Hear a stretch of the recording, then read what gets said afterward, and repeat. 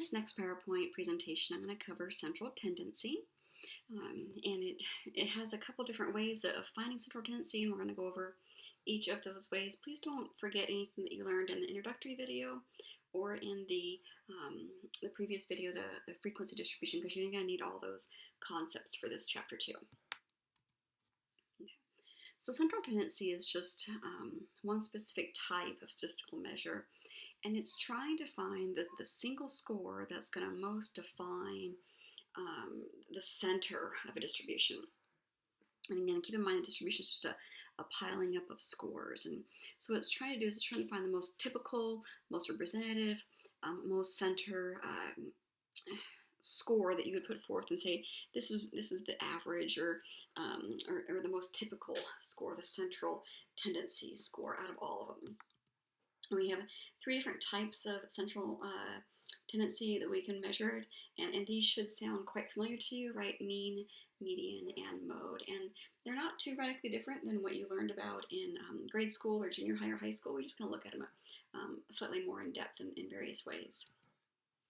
Here's the first one, the mean. This is a value that's representative of a group of scores. This goes back again to just adding up all the different scores, then dividing however many scores you had. So we have a couple different symbols though at this point, right? So we have this little symbol right down here. This is mu, and this is used for populations. It just means population average or population mean. And the M, big N, is used for samples. So again, you have the mu, that's the Greek letter, mu for averages for, or the mean for population, and mean with an M as the symbol for samples. Okay, so take a look at this frequency distribution table, right? And we have our quiz scores over here. So again, if we did like a pop quiz, and the total number of scores that you could have gotten right, or number of questions you could have gotten right, was 10, right? So you'd have one person that scored a 10, you'd have 2 people that scored a 9, and 4 people that scored an 8, and nobody scored a 7, but we had one person score a 6, right? And then the f of x, anytime that you push 2 letters together, it just means multiply. So multiply whatever the score is times the frequency. So 1 times 10 is 10, and 2 times 9 is 18, right? I'm going to do that for each one of my scores. And I'm going to have sum of f of x, or just, you call it just sum of x, as 66. All right, so I take 66 and divide by 8, and I get my 8.25. And again, the formula for mu and mean is the same. We're just going to use those different symbols. We're going to use the Greek symbol mu for population and mean for a sample. Okay, weighted mean. So we have traditional mean, and then we have weighted mean. So weighted mean definitely combines 2 sets of scores, right? So say I have sample A, and we have 20 scores. We have 20 people in that stats class. And my sample B has 35 students in that stats class, right? So well, this second stats class, this class B, should have more influence, more weight in the total average, because they have more people in it, 15 more people, right? So what the weighted mean does is it tries to take into account the influences of these unequal groups. Okay, so we're just going to run through a standard mean, and I'll explain that with the weighted mean. So say we have sample A, we had scores of like an 85, a 79, a 92, and an 80. Okay, or again, we're just doing a standard mean. And to find the mean for that, I would just add up 85 and 79, 92, and 80, and I would divide by n, or 4, right? And I would get the average grade for that class to be 84. My second group, though, has more scores here. All right, so you can see with this one, we had these sets right here, and then the second group has more. Right? We have 6 versus 4.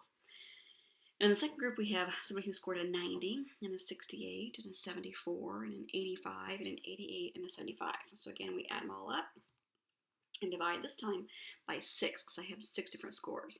So I have an average score of 80. Now, watch what happens if I just do the standard mean. I add up 84 and 80 and divide by 2. Well, my standard mean is 82. That should feel a little funny, though, to you, right? Like, hey, there's 50% more students in that sample B versus sample A. That sample B should have more weight, should have more skin in the game. So let's take a look and see what happens when we do the weighted mean. All right, 3 steps of weighted mean. Right? We're going to determine the combined sum of all the scores, and then determine the combined number of the scores. And then we're going to divide that sum of scores by the total number of scores. Or in other words, this overall mean is going to be x1, so whatever all the x's add up, plus x2, so whatever the x's or the raw scores for the second group add up to, divided by the sample size for the first group plus the sample size for the second group. And we're just going to look at just a little bit different. Okay. So again, we have here standard mean rate. We just added up the mean for the first group and the mean for the second group, and we got 82. Right? Look what happens with the mean for the weighted run, right? It goes a little bit lower, and it should go lower, right? We had a lower average for that second group than we did for the first group. So if we took 336, the total number of raw scores added up for the first group, plus the total number of raw scores added up for the second group, 480, and divided by 10, right? 4 plus 6, 10, we get a lower mean. And this is a more accurate mean because now it takes in consideration unequal sample sizes. Okay, now you try. So you might want to pause and get out like a piece of paper or pencil. You will need a calculator too. You don't need anything fancy for a calculator, just a standard calculator will work. So here we have two different classes again. Okay, so we're going to say we have like a 9 a.m. class and we have an 11 a.m. class. So here are our raw scores in the first column and our frequencies in the second column for the first class. We have our raw scores here in this first column and our frequencies here in the second column for the second class. Okay, so I want you to try to find is versus f of x. Right? And again, all you do to fill in this third column for each group is just multiply whatever the x is times the f. Okay? So again, you might want to push still pause and then come back and then see the answers. Okay, hopefully you got this for all of your f of x. And again, anytime that you have two letters pushed together, like right here, so f and it's slammed up right next to x, just means multiply. Okay, the next thing I need you to do is add all these up. Find the sum of f of x. Okay.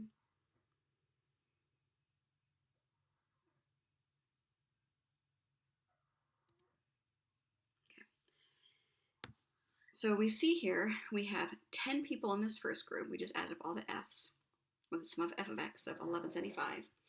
And we have 13 people in this class, the 11 o'clock class, right, with a sum of f of x of 1452. So we see here that we have to do more of a weighted mean than a standard mean. So again, you're going to add up basically the sum of f of x, or sum of x, right, 1175 plus 1452 divided by, in this time, 23, because 10 plus 13. Okay. And this is what you should get for the weighted mean. So 114.22. And again, this is a video, so if you need to go back through and do it again, great, go for it. Okay, so just a little quick sample check. A sample of 12 scores has a mean of 8. What's the value of the sum of x for this sample? So you just think about your mean formula. Okay, hopefully you saw that it was 96. Let's try this next one. A sample score, or a sample of 10 scores has a mean of 6. What's the value of the sum of x for this sample?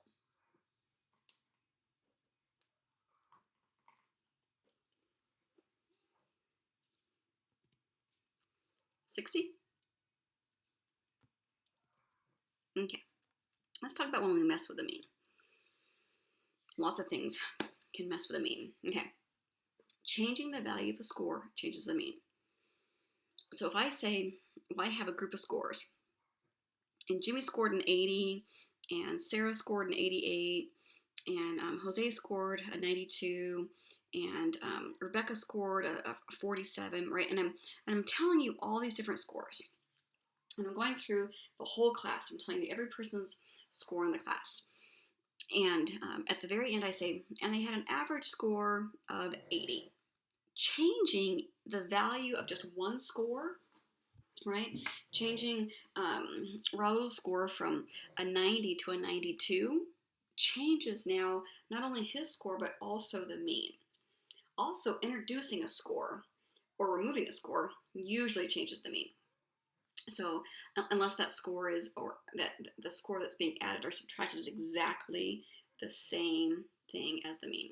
Adding and subtracting a constant from each score changes the mean by that same constant. So say I say the average quiz score for the first quiz was an 80, but I go, oh my goodness, I made a mistake. This really should have been B, and I said it was A. So I'm just going to go ahead and just give everybody those 2 points if you got it right or not. So if I'm adding 2 points to each score, that changes the mean by the same constant. So not only your individual score goes up, but also the average. Same thing with multiplying or dividing or subtracting. All these different changes to one individual score affects the entire mean. Okay. So the second way we can measure central tendency is median. The median is the midpoint of the scores, right? And usually you list them from smallest to largest. I've seen it from largest to smallest. That's okay too. But the median just divides the scores in two groups of equal sizes. So if you live here in Arizona, or maybe they have these here in the town that you're in, we have these things called medians, right? And it keeps people from crossing over the side of the road. And what it's trying to do is it's trying to divide the road into, same thing with a median. You're not necessarily adding up all the scores and dividing by, the n. You're just finding the middle score by lopping off the top ones, lopping off the bottom ones, taking off the top ones, taking off the bottom ones. You're going to keep doing that until you keep eating it all the way into the middle. Okay, this is a graphic representation of the median, right? So you have here a frequency distribution, and we have some scores over in the 3s and the 5s and the 10s, but the median, right? So if I take off 3 and I take off 11, and I take off 5, and I take off 10, well, I'm left with 8. It's not necessarily the average, but it's the median. Okay, so the mean is the balance point of the distribution. It's defined by distances, but it's not often the midpoint of the scores. And the median, though, is the midpoint of a distribution, and it's defined by the number of scores. And it's not usually the balance point of the scores. They both are trying to still measure this whole concept that we call central tendency, but they're using two different approaches. They're two different concepts of what they think that the middle is. Okay, so let's talk about outliers for a second. Okay, so this is a frequency distribution table, right? And the bulk of the scores are piling up over here, right? So if we say, okay, who has 2 siblings, right? And we have 1, 2, 3 people raise their hand in the class. And I say, okay, how many people have 3 siblings? And we have 1, 2 people raise their hand. And then we have a person that says, I have 12 siblings. We're like, whoa, that's crazy, right? He's an outlier, right? But look what an outlier does to the average, right? So the average becomes 4.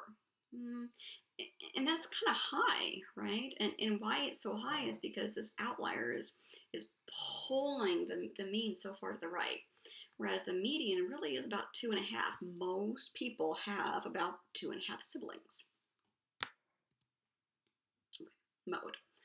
The last way we measure central tendency is the mode. It's the score, category, or ranking system that has the greatest frequency of any of the frequency distribution. And it can be used with any scale of measurement, but it's really best with nominal and ordinal. Right? So question, is it possible to have more than one mode? Absolutely. You can have a bimodal distribution. You can have a trimodal distribution. You can have no modes, right? You can have no scores that are the most reoccurring, right? If every score is unique, you're not going to have any mode. Most studies and distributions don't have a mode. Some have 2. Okay, so take a look at here, and based off your knowledge of frequency tables, right? Frequencies go up, up, up, this y-axis. What would the mode be here, or the most reoccurring score? Hopefully you said 2, right? We had 8 people that said 2. We only had 2 people, or 1 person that said 5, right? This one got close. We got a 7 over here. Now, if this tone identification score was just a little bit higher, if we had just 1 more person that say, oh, I could identify number 10, we would actually have a bimodal distribution. Bi just meaning 2. Okay, I love this little graphic here.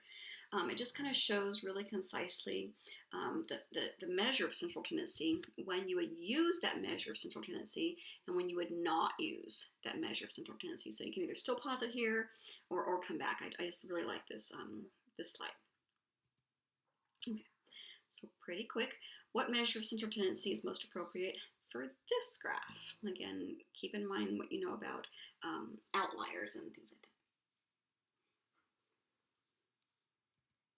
Okay, median. Because really the bulk of the data is piling up right around here. I would guess the mean would probably be around, I don't know, for this one, probably like 4. But really the median is like 7.5, right? The bulk of the scores were over here. We just had a couple people that either didn't show for the pop quiz or only got one right. Okay, what about this one?